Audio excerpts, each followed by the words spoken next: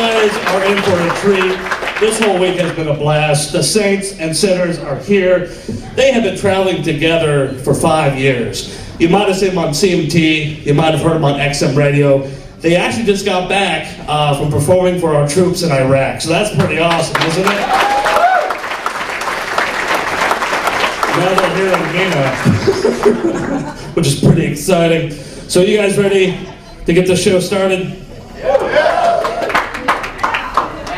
Just 5 people and a drunken asshole over here. Come on, we can do the better than that. This is what's got. You guys ready to get the show started? So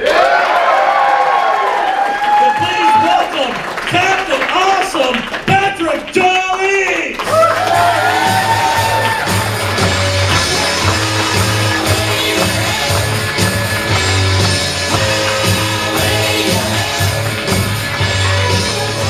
Give it going for Nate, everybody. Give it going. That was Nate, our manservant. He has been taking care of us all week, sexually. With dirty jokes, that's what we have him for. Let me go ahead and explain my haircut real quick, because a couple people were asking me about it. This was not my idea. It's a real quick story how I got this haircut. I was the first to pass out. That's it, I passed out and Matt's a jerk, there you go. It's cool though, I was reading in Maxim magazine yesterday, it said the trendiest haircut to have right now is the mohawk. Sweet! But then I read on, it said the most popular haircut to be had by the gay community is the mohawk. Shit! I thought it was gonna make me look like a badass. Apparently just make me look like, I wanna go get some ass. I just did that way too well, didn't I?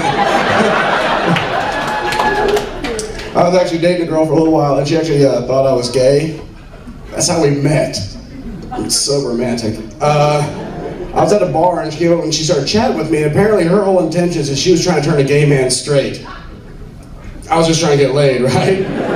But I didn't realize she thought I was gay until like halfway through the conversation where she goes, "It must be tough being a gay man. Have you ever been with a woman before? Have you ever been curious?" I was like, what? It's like, look, see, I'm not, I mean, yes, I am. I've got these weird feelings for you. Maybe we should experiment later. And that's how I talked her into anal. It'll be someplace familiar for me. You're like, that is genius! Fake getting it laid, that's brilliant. I'm buying a pink shirt to ribbon dancer now, that's great. We have any single people? Single people out there? Couple? Yeah? How's the dating scene out here? Good? Bad? The dating scene? No comment, plain the bit, just masturbation, that's it? That's cool, I understand. I live in Atlanta. The dating scene in Atlanta really sucks because we have this thing called the Georgia date, which is the Waffle House Walmart combo date. It's very popular with the ladies. Because what's fun about Walmart is you go to Walmart and put weird stuff in other people's carts when they're not looking. And you watch them check out. It's called the checkout freakout. Because there's nothing funnier than seeing like a 65-year-old woman at the checkout holding whipped cream and condoms, just like, I want this stuff. I actually tried to play that game one night at 4 in the morning at Walmart. I'm trying to play that game. Anybody shopping at 4 in the morning at Walmart has already got the weird shit in their carts. And I know that because I ran over someone's cart carrying a jar of pickles and KY. And it was already in there. So I had to mess with her somehow, so I was like, milk? It's something wholesome. Sure enough, she got to the checkout and freaked out too. She's like, I didn't want milk. I just wanted a pickle in my butt. That's a hot date in Georgia, that's awesome. I was like, Mom, what are you doing out here so late? It's your dad's and my anniversary. I was at a dance club in Kennesaw, Georgia called Cowboys, because I look like the kind of guy who goes to a place called Cowboys. Well, this slow song was playing, and so I just kind of walked over the railing. I was watching everyone slow dancing. As I'm watching everyone slow dancing, this very tall, monstrous version of I think it was a girl. And she was looking at me. And she gave me one of these, she goes, so I acted like I didn't see her, which was tough to do because she was huge. I had to do one of these.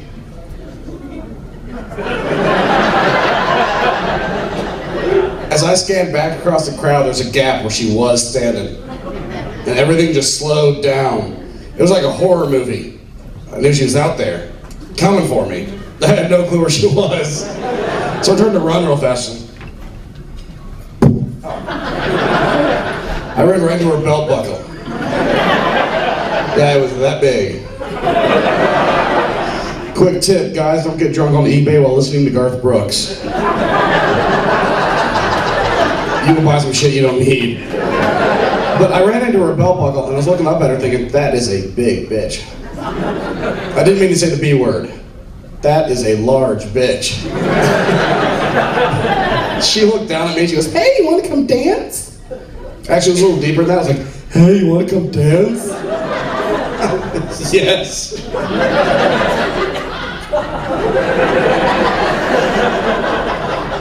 She carried me out on the dance floor. It was very romantic. But like directly after that slow song, this fast song came on. She goes, oh, I love this song, grind me. Hop on. It's like, all right, calm down, Sasquatch.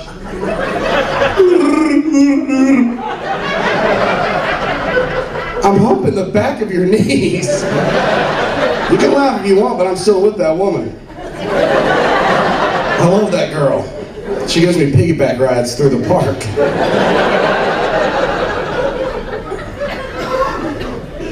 I was dating this girl for a while, and the first time we were going to be intimate, and I have to use the term intimate because she didn't like it when I called it fucking. That's what I was doing. I did what most guys do the first time we're going to be with a new sexual partner. I went to the bathroom to kind of pregame real quick, do a couple quick push-ups, give it a couple quick jerks. So it's still limp, but a little beefier looking. Add some weight to it. I got out a hair dryer. Oh yeah, that was amazing. She's gonna think that's what it looks like all the time. I started talking to myself in the mirror, trying to psych myself up for the big game. Give myself a little pep talk, like, oh dude, you're the man. You're a sex god. You're gonna just tear her apart. She's gonna be like, oh my God, I've never been owned before. Because that's what we think is gonna happen. We think the girl's gonna have some sort of sexual awakening with us, which never happens. That's what I thought was gonna happen, so I walked in the bedroom all pumped up, ready to go. I'm like, she raped me. Seriously. She bent me over and came on my back. So I'm gonna marry her. Because guys, you find a girl that can make you cry like a little girl in the bedroom, that's the one you marry. She had me, she threw that towel at me, goes, clean up bitch, I'm making a sandwich. I was like, oh my God, I love you. Ooh, we should have kids. I'm calling my parents. My parents actually have new rules on me now. I'm not allowed to use the term pulling out from a grandmother anymore. There was an awkward talk during Christmas dinner. Recently I was at the mall. I was at the mall with my friend Brad. My friend Brad happens to be in a wheelchair. He's been one of my friends my entire life. And we're at the mall and we decided we're gonna race. The fucker is fast.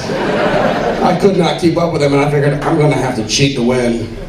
So I quickly fell to the ground, started crawling using just my arms. Like, get back here in my wheelchair, you jerk!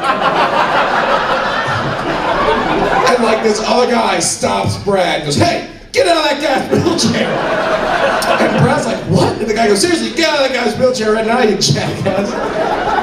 Then the guy grabbed Brad, attempted to stand him up, and dropped him.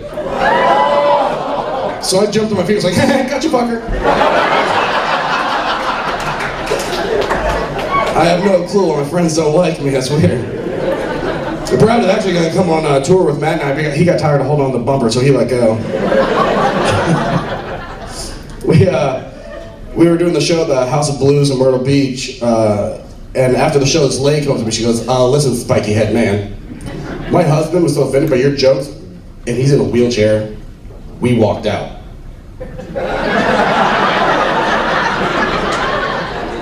You ever had verbal diarrhea? Where you think something, but before you can stop it, your mouth just spits it out? That happens to me a lot. The worst case of verbal diarrhea I ever had, I was at a bar one night and I was talking with this girl. I was funny, I was witty. I figured, oh, I'm definitely going home with her tonight. Nope. My mouth screwed it up for me. I got on the subject of my ex-fiance, which, guys, by the way, if you think talking about your ex-fiance is going to help you get laid, it's not. You might as well go to the bathroom and slam your nuts in the toilet lid. I mentioned I had an ex-fiance. She mentions that she has one. I go, really? What happened between you and yours? And she goes, actually, he committed suicide. Now, if I had shut up right then, I could have faked sincerity and moved on. But I didn't. My mouth said one of the dumbest things I had ever heard it say. She goes, actually, he committed suicide. I was like, wow, he really didn't want to marry your ass, did he?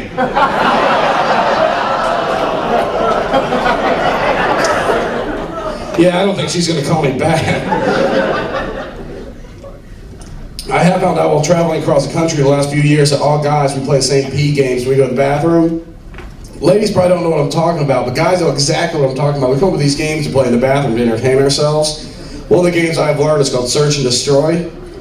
That's where if there's something floating in the toilet, like a cigarette butt or something, or like a piece of corn, we try to sink it. We attack it like it's a German U-boat. And we can chase around the toilet like 2 or 3 times until you run out of depth charges. One of the other games I learned is called Pressure Washer. That's where if there's any debris around the edge of the toilet bowl, we attempt to knock it off with our laser-like pee stream. Ladies, y'all came home, thought the guy had cleaned up. Nope, just had to pee real bad. Where'd that shit stain go? Gone! I spoil you, baby, shoot. The most popular pee game I have found out about is called Bubbles. And that's where we try to cover the entire surface of the water with bubbles. Thank you. Yeah, you gotta cover the whole surface with bubbles, but that's tough to do, isn't it, guys? Because what happens? You start to cover the whole thing with bubbles, and you're closing a little bubble circle, but you got too much ammo, and it breaks the surface tension, all the bubbles scoot away. Then we get mad. Or pissed, rather. It's like, oh man, I was so close to winning. Reset.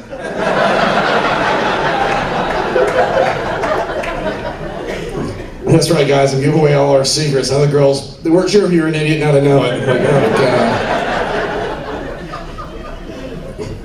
Now, I say that the girls don't get the pee games. I think girls might do them, too. I always see girls go in the bathroom like a girlfriend or something. So I figure maybe one's a squatter, one's a spotter. You nailed it, Susie! Get that piece of corn. I think most guys, I think we started learning pee games in elementary school. That's where I first started learning, was elementary school, like swords and stuff. The first one I actually learned was called Back Away from the Urinal. And that's where we start going and start slowly backing away. We try to see how far away we get from the urinal, still hit it. I was like 8 years old to be halfway across the bathroom, people limboing past me. We had this one kid, Justin, who used to play this game called the Sprinkler. Or what he would do is when we're all out of the urinals, he'd start going, then spin around real quick. Catch everyone in the bathroom. Yeah, he was the only one that liked that game. Of course, everyone outside the bathroom would know Justin just played that game because we all walk out with this wet line across our jeans. Brad come rolling out, wiping off his face.